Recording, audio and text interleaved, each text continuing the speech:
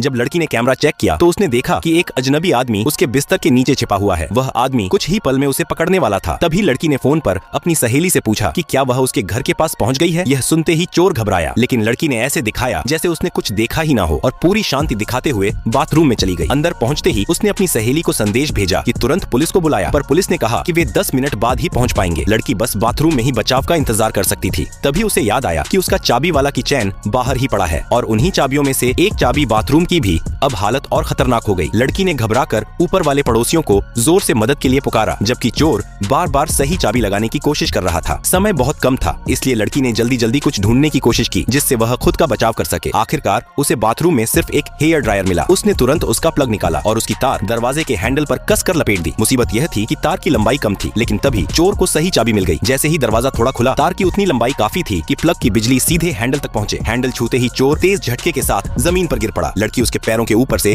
धीरे धीरे निकलने लगी, लेकिन तभी चोर को होश आने लगा और उसने लड़की को वापस कमरे में घसीट लिया। लड़की रोते हुए उससे रहम की भीख मांगती रही, लेकिन चोर बिल्कुल बेरहम निकला। तभी अचानक जोरदार दस्तक की आवाज आई। ऊपर वाला पड़ोसी लड़की की चीखें सुन चुका था। वह उसका नाम लेकर बार बार पूछ रहा था कि क्या हुआ है। कोई जवाब न मिलने पर वह पुलिस बुलाने ही वाला था कि लड़की ने जैसे तैसे दरवाजा खोल दिया। पड़ोसी ने राहत की सांस ली और पूछा कि सब ठीक है या नहीं। लड़की चोर को सतर्क नहीं करना चाहती थी, इसलिए उसने झूठ बोला, लेकिन हाथों के इशारों से मदद मांगने की कोशिश भी की। बदकिस्मती से पड़ोसी उसके इशारों को समझ नहीं पाया। उसे लगा लड़की उसे कमरे में आने का निमंत्रण दे रही है। आगे की स्टोरी जानने के लिए वीडियो को लाइक करके चैनल को सब्सक्राइब करो और पार्ट 2 कमेंट करना न भूलो।